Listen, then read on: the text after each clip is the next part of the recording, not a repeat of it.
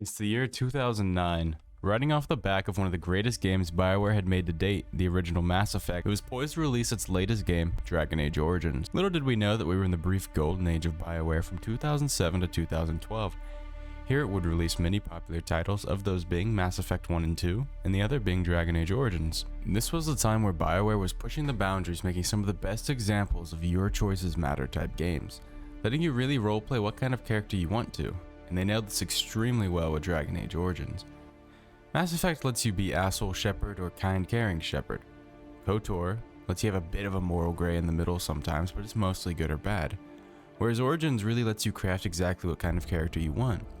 With no bar depicting your character's morality, it doesn't feel like you're ever punished for making what you believe is the right decision. This is a deep dive into why Origins is not only one of the best single player RPG games ever made in my opinion, but also one of the greatest games BioWare has ever made. Up there with the likes of Mass Effect 2, Baldur's Gate, and Knights of the Old Republic. But also it stands as one of my favorite games of all time. It's also a look into why BioWare was never able to recapture the sheer awesomeness that was Origins in any of its sequels to date. And you may be thinking, but Broken Staff, Inquisition won Game of the Year and Origins didn't. So isn't Inquisition better? Well, one, Origins wasn't out when the Game of the Year award that we love to fight about today was around.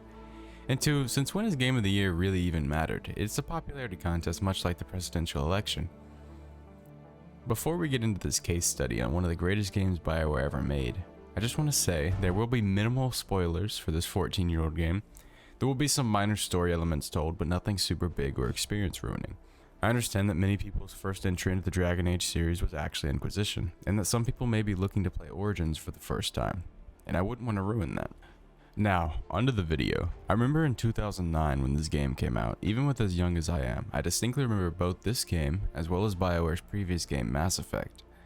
One thing I found interesting with both of these games is that they both have had somewhat dated gameplay or controls even from release. The original Mass Effect having some of the most jank controls I've ever seen, and Origins having a simple but effective combat system not that dissimilar to MMOs. Click the target and occasionally press buttons to use your rotating abilities. You may be wondering what the point of me bringing up this comparison is. Well, let me tell you, both games are renowned for their enthralling stories, meaningful companions, heartfelt deaths, and overall amazing storytelling in their games. This leads me to believe that most of their development periods were spent crafting the tales and the worlds, which they did beautifully, I might add, and in exchange the actual gameplay might have suffered a little bit. In my personal opinion though, I'd rather play Origins with its dated click and occasionally usability's gameplay loop over the super flashy gameplay of Dragon Age 2, or the oversimplified gameplay of Inquisition.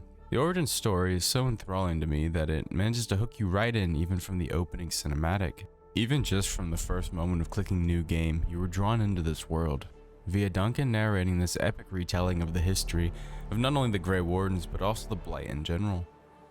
It goes over how the Blight first came to be when human mages sought the power of the heavens and became corrupted, cursed, and twisted by their own greed, cast out from the societies until the curse overtook them, returning only as these monstrous things called the Darkspawn. When they returned, they made their home in the Deep Roads, which the dwarves of Orzammar had built their home in and above. This meant the dwarves were constantly in battle with this great evil. But once the Anvil of the Voids, which created the Golems, disappeared, the dwarves started to get overrun, losing their taigs in the Deep Roads, of which most of their kingdom was built. Without the Golems, the Darkspawn slowly pushed back the dwarves till they were kicked out of the Deep Roads almost entirely. It was all they could do to hold the hordes back from swarming the rest of Orzammar, by fighting them each and every day. This is why they remember the Darkspawn most vividly. The threat to them never left, while the other races didn't have to deal with the constant menace of the Darkspawn at their door for at least the last 4 centuries since the last Blight happened. Because, as we soon learn later, the dwarves have been constantly holding them back, and it wasn't until another archdemon appeared that they finally got to the surface again in big numbers. It really sets the dark grim fantasy that this world strives to be right out the gate, with you seeing these monstrous humanoids, the Darkspawn, murdering men and women alike, innocent and warriors as well. Truly a vicious display. And this is all before you even get presented with a character select screen. It's a masterclass in how you should open up a game to draw in your player to the game. It expertly builds intrigue in the player and makes you want to delve into this amazing world. And of course, go out and slay some Darkspawn. After the cinematic, we were introduced to the character creation menu, where you were presented with one of the greatest systems any RPG to date has used, the backstory system. The way this system made each character distinctly your own is almost unmatched by any other title. The only game I can think of that comes close in this regard is Divinity Original Sin 2, which is probably the best RPG of all time. In fact, the Origins part is completely gone in future Dragon Age games. I didn't realize that changing the title of a game meant the origin stories had to go with it, but alas, they did. In Dragon Age 2, they make you play as a pre-made character named Hawk, and in Inquisition, there just aren't any background options. I've always liked to compare Origin's background system to the way that WoW has certain starting zones per race, or at least it did when it was enjoyable. See the trend here? The system adds massive replayability to the game, allowing you to constantly recreate characters which feel different from one another, without having to replay the same boring starter zone on a wagon where you get caught by that Imperial ambush. Hey, wait a minute. Get out of here. But yes, your options in this game for your starting character consist of Noble Human, Circle Mage, Poor Elf, Nature Elf, Poor Dwarf, and Noble Dwarf. My personal favorites have always been Noble Dwarf or Poor Elf. Anyways, in my most recent playthrough of the game, to refresh my memory of this beauty, I chose to play as a Commoner Dwarf. But every background has its own little opening, and you will see future dialogue options that depend on this choice, as well as people will show up again from your background, and you'll have unique interaction with them compared to other people. For instance, if you played a human noble, then you will have a hatred for all How, which may be even greater than your hatred for Loghain. Overall, my biggest takeaway from this system is that it's awesome, and I wish it kind of leaned on it even more throughout the game. And I really dislike that they got rid of it in future games. Inquisition could have been really cool if we got to play through the origin story of a Kunari fighting to earn his keep under the Arashok. They could have even done a callback to Sten. What a shame. But you know what's not shameful? How hard the Enon Zur knocked this soundtrack out of the park. Like, I'm talking a straight home run. A man with an alien name hit that ball to his home planet in a galaxy far, far away, forever immortalizing himself as a legend among mere mortals. The Dragon Age Origins soundtrack, especially the main theme, is so fucking good. In my humble opinion, it's one of the greatest gaming soundtracks ever made. The emotions, the hype, the sudden urge for me to drink Darkspawn blood and run into Ostagar to save Duncan and King Kalen. Just overall, chef's kiss. Like, just listen to this real quick.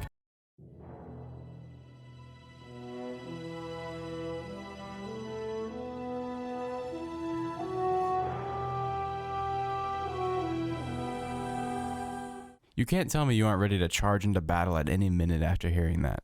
Broken Staff rating of 11 out of 10. A good soundtrack takes a good fight scene in a cinematic and turns it into an iconic moment in players' minds. And this is exactly what this masterpiece by Anon does with Dragon Age Origins. It was the icing on this beautiful RPG cake, so to speak. But what about those little decorative things that sit atop the cake for no particular reason other than its tradition to be there? Well, that would be the combat. The combat is simple, but gets the job done. In my opinion, Dragon Age Origins combat isn't as bad as people try to make it seem.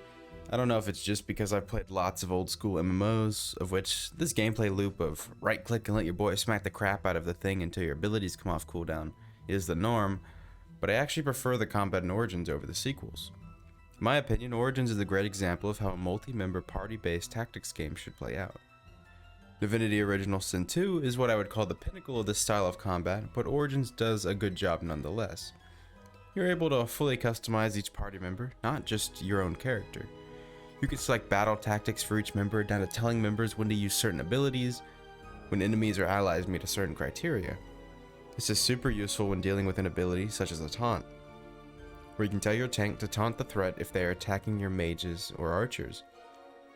It's really a beautiful system and lets the player have full control over it, but it's not so complex that it feels like you're playing some kind of sadistic version of BioWare's attempt at a StarCraft game.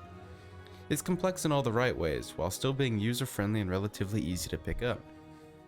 I find myself constantly using the pause system to issue out commands to each member of my gaggle of goons to desperately keep us alive despite these Darkspawn wanting very badly to unalive us.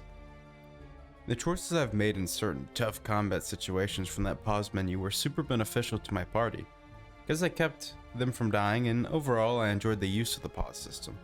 Speaking of choices, don't want Sten because he's kind of an asshole sometimes, leave him in the cage, it's just that simple.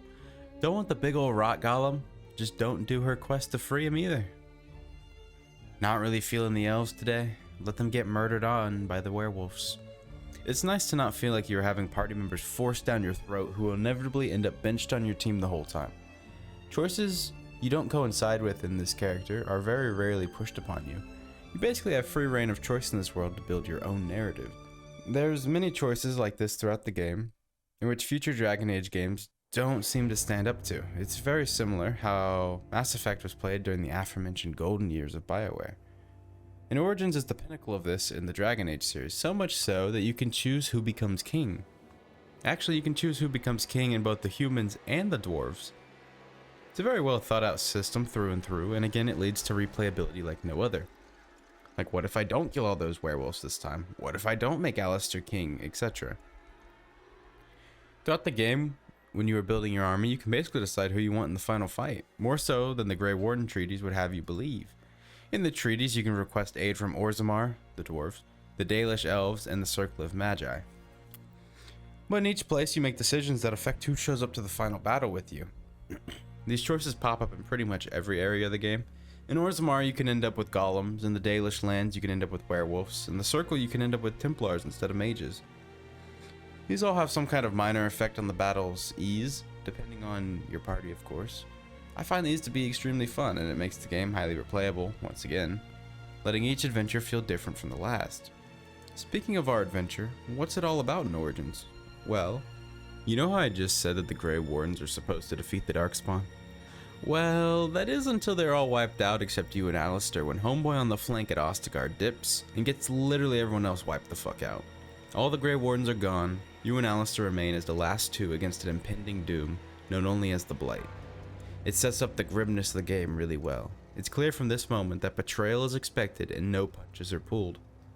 Oh, and King Cailan died here as well, leaving Ferelden kingless where his uncle, Logain, that asshole that retreated, is trying to take over. He refused to wait for the Oslians to help and ended up getting everyone killed, so he blamed the Grey Wardens. This is basically where the game starts, the last of the Grey Wardens, outlawed, on a mission to unite the land against the Darkspawn once and for all.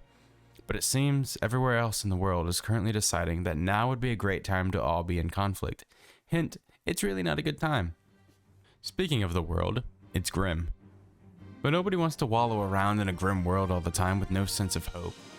So there's where the comic relief comes into play. Alistair, the other Grey Warden, is a comedic timing genius. He's literal light in the darkness, making playful quips as you adventure, bickering with Morrigan, namely, at every conceivable moment, but not so much as to be annoying. Most of the companions do this as well. They all have their own little quips and their own personalities, which I find very enjoyable. It's funny and it shows that good writing can make even a dark world like Dragon Age a bit more lighthearted. But it's not to say that the game shies away from dark topics such as murder, genocide, racism, sexism, etc. On the note of Alistair and Morrigan, I don't think I've ever played a game with a better companion dynamic than Dragon Age Origins. The way the characters banter with each other is unmatched.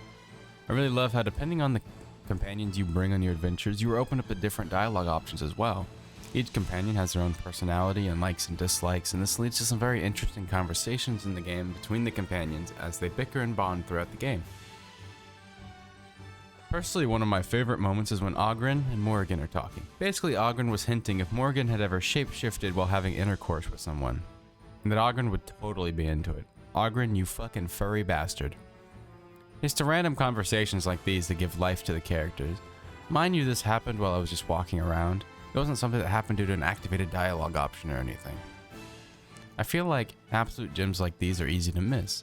They were just having a conversation in the background which I could have totally missed out on had I not been paying attention to them. I feel like this is one of the main reasons why I hold Origins in such high regard, especially over the other two Dragon Age games. They just never quite hit that mark in making me enjoy my companions for who they are instead of what they do for me.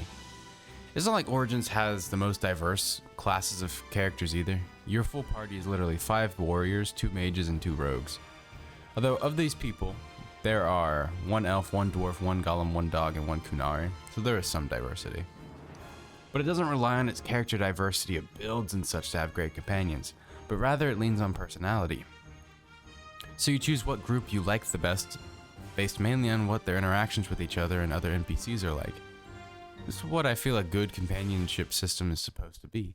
I shouldn't be obligated to roll with someone if they're constantly a douchebag, just because they fill my tank role. In typical BioWare fashion, you can also romance some companions as well.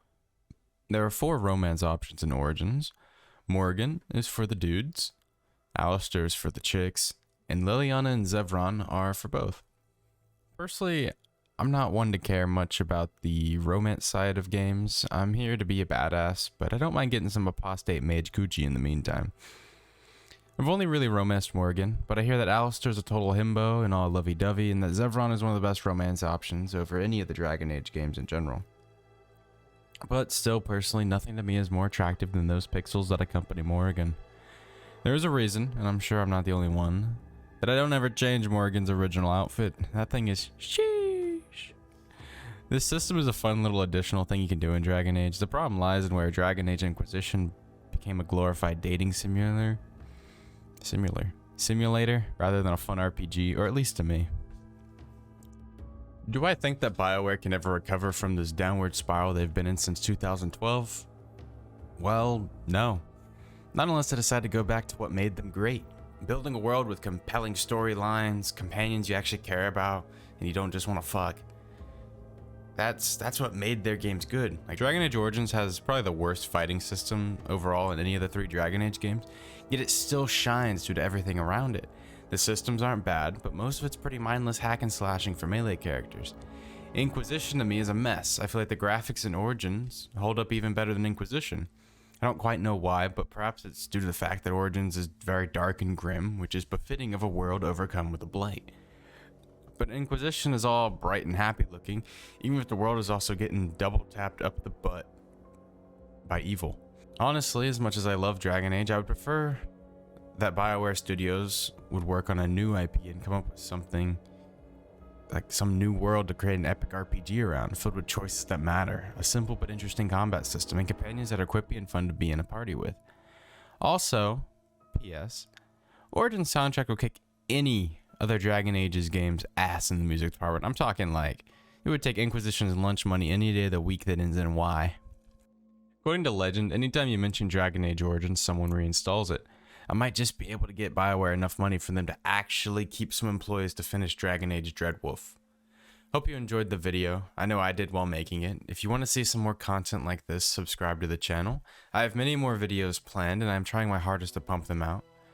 If you want to be able to support me more directly, you can pledge to my Patreon, where I will be doing some Patreon exclusive content eventually, and it will give you some eventual access to the Discord server. And you can also directly request video topics. If interested, the link is in the description down below. Thanks for watching as always, and peace.